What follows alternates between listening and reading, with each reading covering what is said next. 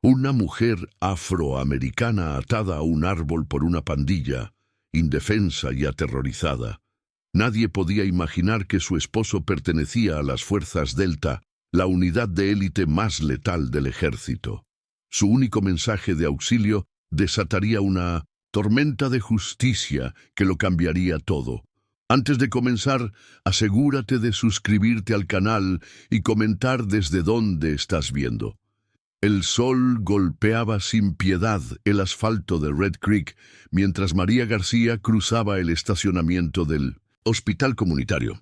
Sus zapatos blancos, mudos testigos de 12 horas de actividad incesante, arrastraban el cansancio acumulado de un turno que había comenzado antes del amanecer. La enfermera ajustó su bolso al hombro, pensando en la ducha refrescante que la esperaba en casa y en los brazos de Carlos, su refugio tras días como este. El camino que bordeaba el bosque era un atajo conocido, una ruta que había recorrido cientos de veces sin ningún problema. María eligió la sombra de los árboles para escapar momentáneamente del calor abrasador, inhalando el aroma a tierra y pino, que siempre le recordaba por qué amaba este pequeño rincón del mundo a pesar de sus imperfecciones. Fue entonces cuando escuchó el motor. Un vehículo se detuvo bruscamente a pocos metros y antes de que pudiera reaccionar, 4 hombres con rostros parcialmente cubiertos la rodearon. Sus voces, cargadas de odio, lanzaban insultos que se clavaban como agujas en su dignidad. La enfermera intentó correr, pero manos fuertes la sujetaron, arrastrándola entre risas y amenazas hacia la espesura del bosque. «Suéltenme, por favor», gritó María, pero sus palabras se perdieron en la inmensidad de los árboles que ahora parecían cómplices silenciosos. Con movimientos bruscos y palabras vulgares, los atacantes la empujaron contra un roble centenario. La corteza áspera raspó su espalda, mientras la ataban con una cuerda que mordía su piel. El líder del grupo, un hombre con un anillo distintivo que brillaba bajo el sol filtrado entre las hojas, se acercó hasta quedar a centímetros de su rostro. «Esto es para que aprendas a no meterte donde no te llaman», susurró con aliento a alcohol y rencor. María reconoció en sus ojos el mismo odio que había visto en pacientes que llegaban al hospital tras enfrentamientos con la pandilla local. Cuando finalmente se alejaron entre risas y amenazas, dejándola expuesta al calor y la humillación, la enfermera luchó contra el pánico que amenazaba con ahogarla. Su respiración entrecortada levantaba pequeñas nubes de polvo frente a su rostro, pero sus ojos permanecían secos, firmes, negándose a darles la satisfacción de sus lágrimas. Con dedos temblorosos, María logró rozar el pequeño dispositivo que Carlos le había insistido en llevar siempre. El anillo de emergencia, un regalo que ella había considerado excesivo, descansaba ahora como única esperanza en su dedo anular. Un simple botón que, si funcionaba, enviaría una señal directa al smartphone de su esposo junto con su ubicación exacta. En ese momento, bajo el sol implacable y con el miedo corriendo por sus venas, María García comprendió que aquel pequeño círculo de metal podía ser la diferencia entre la vida y la muerte. Las voces de los Red Creek Reapers se desvanecían entre los árboles, dejando tras de sí un rastro de risas crueles y amenazas que flotaban en el aire caliente del bosque. María García temblaba contra la corteza del árbol, las cuerdas mordiendo su piel. Con los dedos entumecidos por la presión, rozó el pequeño dispositivo en su anillo. Dudó un instante, preguntándose si realmente funcionaría o si solo era una falsa esperanza. ¿Y si no sirve? ¿Y si Carlos no lo recibe?, pensó mientras giraba el pequeño botón oculto en la joya. Un pitido casi imperceptible confirmó la activación. La señal viajaba silenciosa como una plegaria desesperada, invisible pero potente. Al otro lado de Red Creek, en una modesta casa de paredes blancas, Carlos García dejó caer el vaso que Sue sostenía cuando la alerta vibró en su muñeca. El exoperador de fuerzas especiales reconoció inmediatamente el código de emergencia máxima. Su esposa estaba en peligro. El tiempo se congeló por un segundo mientras su mente procesaba 1000 escenarios. Luego, como si un interruptor se activara, sus movimientos se volvieron precisos y mecánicos. Sus años de entrenamiento militar emergieron con claridad cristalina. «María», susurró mientras sus dedos ya marcaban coordenadas en el dispositivo rastreador. El veterano se movió por la habitación con la eficiencia de quien ha enfrentado situaciones límite antes. Abrió el armario y extrajo una mochila táctica negra que mantenía siempre preparada. Verificó su contenido: botiquín, cuerda, navaja, multiusos, linterna, agua, todo en su lugar. Su corazón latía con fuerza, pero su respiración permanecía controlada. Cada segundo era valioso. Conocía demasiado bien lo que ciertas personas eran capaces de hacer, especialmente aquella pandilla que había estado sembrando terror en la comunidad. Carlos salió al garaje y encendió el automóvil. El motor rugió mientras el indicador en su muñeca mostraba la ubicación exacta de María. Estaba en el bosque, cerca del viejo sendero que ella solía tomar como atajo desde el hospital. Mientras conducía, su mente alternaba entre la precisión táctica y el miedo visceral. No era un simple rescate, era María quien estaba en peligro, la mujer que lo había ayudado a reconstruirse después de 3 despliegues en zonas de guerra, la enfermera que curaba heridas visibles e invisibles con la misma dedicación. «Voy por ti», murmuró apretando el volante hasta que sus nudillos se tornaron blancos. El vehículo aceleró por las calles de Red Creek, dejando atrás las miradas curiosas de algunos vecinos. Carlos sabía que el tiempo era su enemigo más feroz. También sabía que quien hubiera osado tocar a su esposa enfrentaría una fuerza que no esperaban. La señal en su dispositivo parpadeaba con insistencia. Estaba cerca, muy cerca. El sol de Red Creek caía como fuego sobre la piel de María García. Atada al árbol, luchaba contra el pánico que amenazaba con ahogarla. Sus muñecas ardían donde las cuerdas se clavaban en su carne, pero era el dolor de la humillación lo que realmente la quemaba por dentro. La enfermera cerró los ojos, intentando controlar su respiración, como enseñaba a sus pacientes en crisis. «Inhala por 4, mantén por 7, exhala por 8», se repetía. Mentalmente, el sudor le recorría la frente, mezclándose con lágrimas que se negaba a derramar. No les daría esa satisfacción a los Reapers. Recordó las incontables veces que había intentado cambiar las cosas desde dentro del hospital comunitario. Las denuncias ignoradas sobre pacientes que llegaban golpeados y luego retiraban sus acusaciones. Los formularios que desaparecían misteriosamente de los archivos. Las miradas de advertencia cuando preguntaba demasiado. «Siempre supe que este pueblo escondía algo podrido», pensó mientras observaba el bosque que ahora era su prisión. El mismo bosque donde había recolectado hierbas medicinales para los remedios que su abuela le enseñó a preparar. Un pájaro alzó el vuelo repentinamente, sobresaltándola. María contuvo la respiración, agudizando sus sentidos. Algo había perturbado la quietud del bosque. El crujido de ramas secas bajo neumáticos, el suave ronroneo de un motor que se apagaba a lo lejos. Su corazón comenzó a latir desbocado. ¿Habían regresado los Reapers para terminar lo que empezaron? ¿O acaso...? Inconscientemente, sus dedos buscaron el anillo de emergencia, el pequeño dispositivo que Carlos había insistido en que llevara siempre.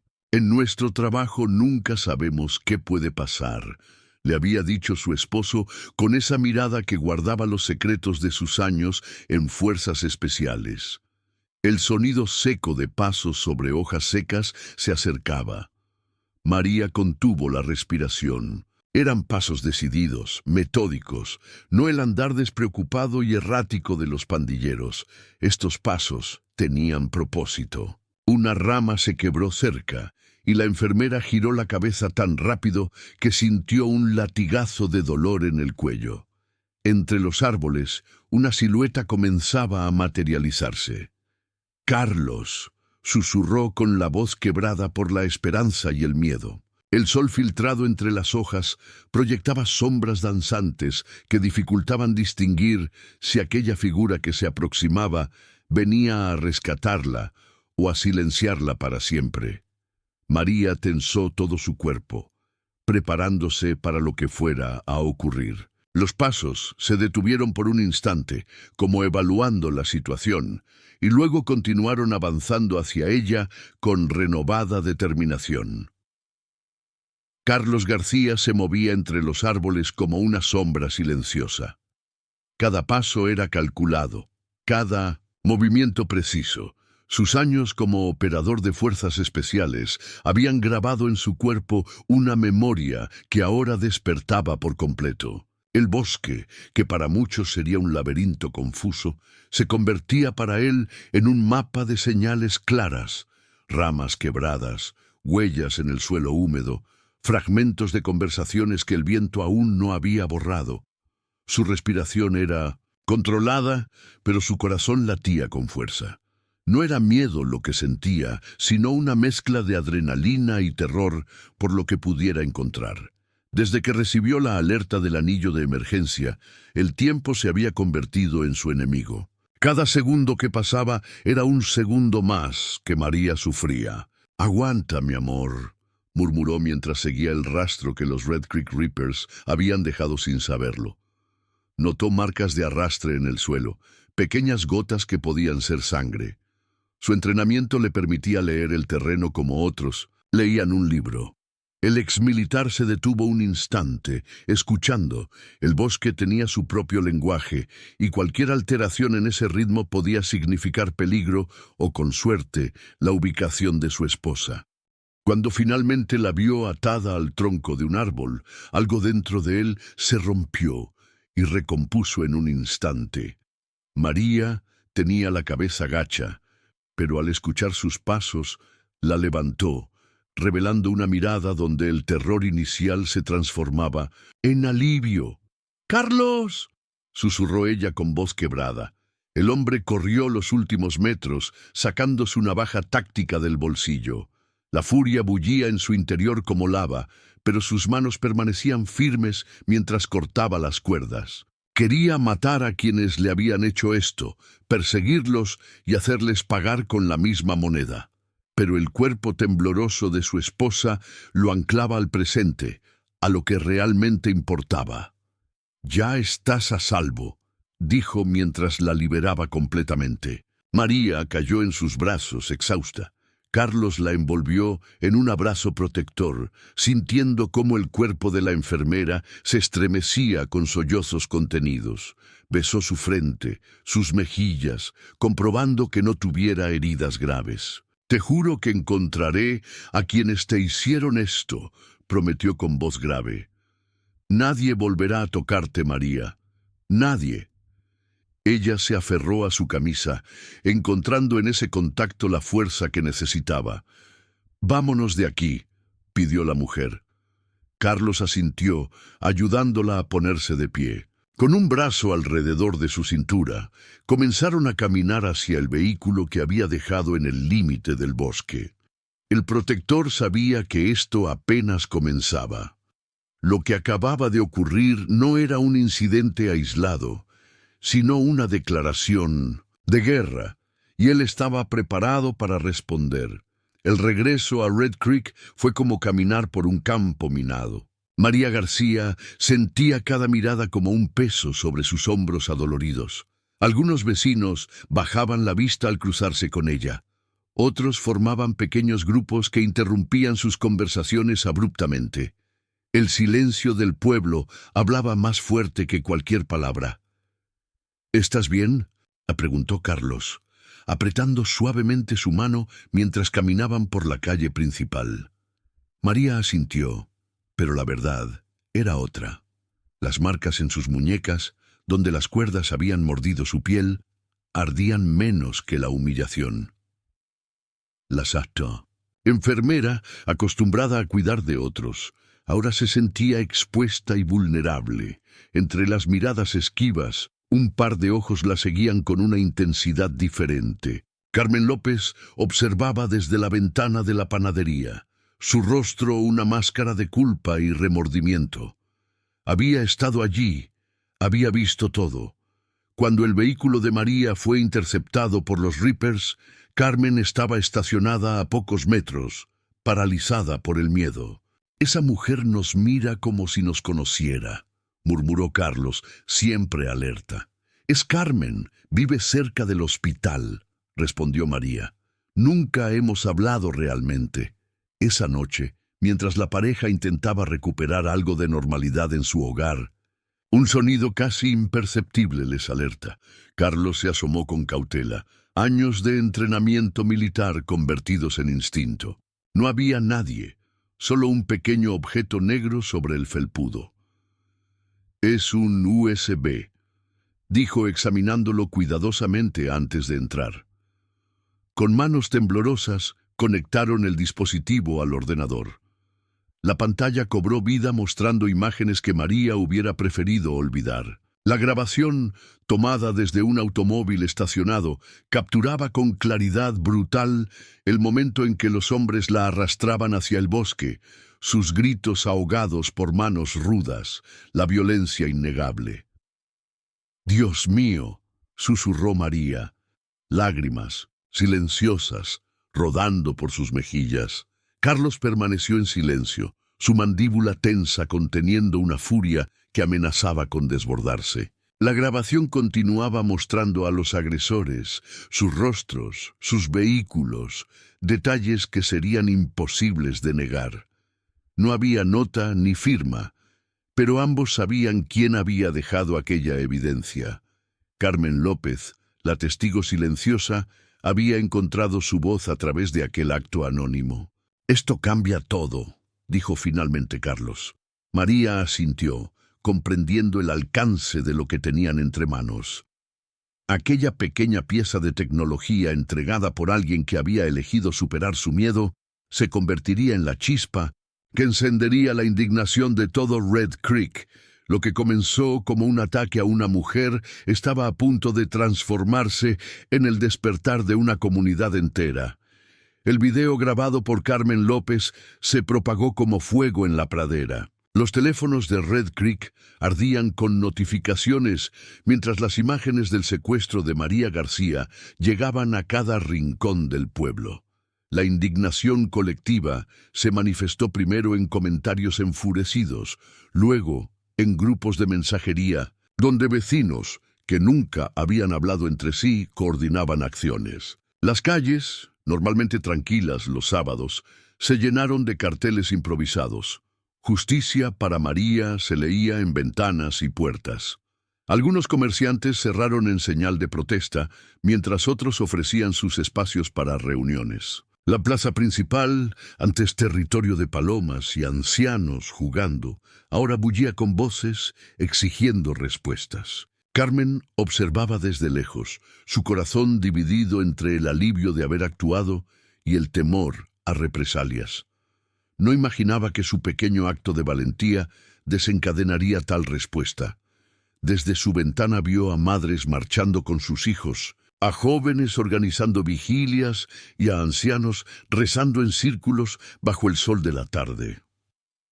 El domingo amaneció con una tensión palpable. La iglesia, normalmente medio vacía, desbordaba de asistentes. Juan Martín, el pastor que durante años había mantenido un perfil conciliador, subió al púlpito con una determinación que sorprendió a todos. Su voz, habitualmente suave, retumbó entre las paredes del templo. «Hermanos y hermanas, he guardado silencio demasiado tiempo», comenzó el religioso quitándose las gafas con gesto cansado. «Antes, pastor, marché junto a líderes que lucharon por nuestros derechos civiles. Vi la violencia, pero también vi el poder de la unidad. Un murmullo recorrió la congregación, mientras Juan revelaba su pasado como activista en la capital décadas atrás, contando cómo había sido golpeado, arrestado y amenazado por defender a comunidades marginadas. Creí que mi tiempo de lucha había terminado, continuó con voz quebrada, pero Dios me muestra que la injusticia sigue viva y que mi deber no ha concluido. El pastor extendió sus brazos hacia la asamblea.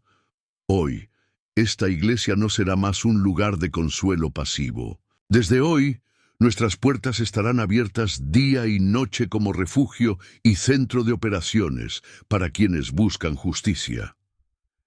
María y Carlos, sentados en la última fila, intercambiaron miradas de asombro. No esperaban tal aliado. Cuando terminó el servicio, decenas de feligreses rodearon al matrimonio ofreciendo apoyo, comida, incluso sus hogares como escondites si fuera necesario. Esa tarde, el salón parroquial se transformó.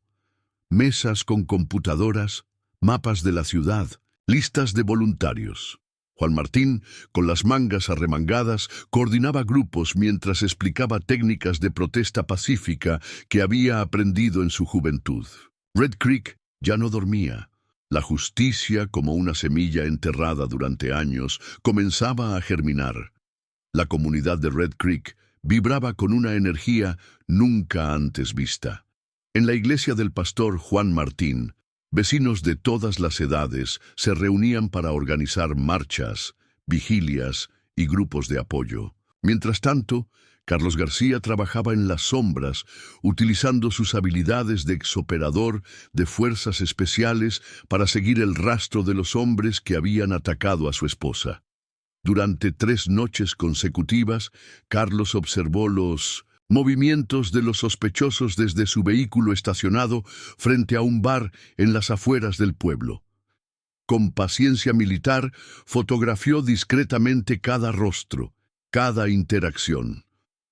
Fue en la tercera noche cuando notó algo que le heló la sangre. Uno de los agresores, al gesticular durante una discusión acalorada, dejó ver un anillo distintivo que Carlos reconoció inmediatamente como el emblema de la policía auxiliar de Red Creek.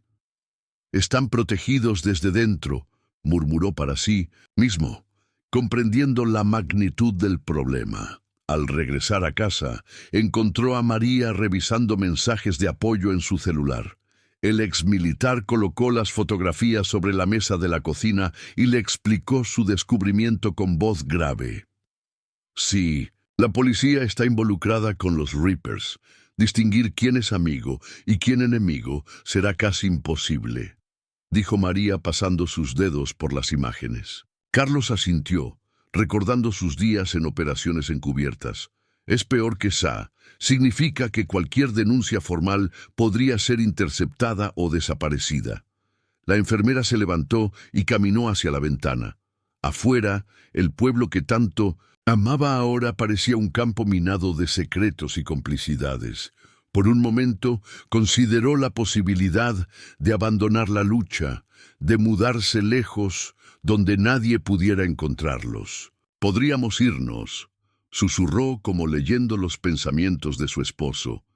Carlos se acercó y la abrazó por la espalda. «¿Y dejar que sigan haciendo esto a otras mujeres?», preguntó con suavidad. «¿No es eso lo que eres, María?». Ella se giró para mirarlo. Sus ojos brillaban con una determinación renovada. «Tenemos que hacerlo público, todo, las fotos, el anillo, las conexiones». «Será peligroso», advirtió él. «Vendrán por nosotros con todo».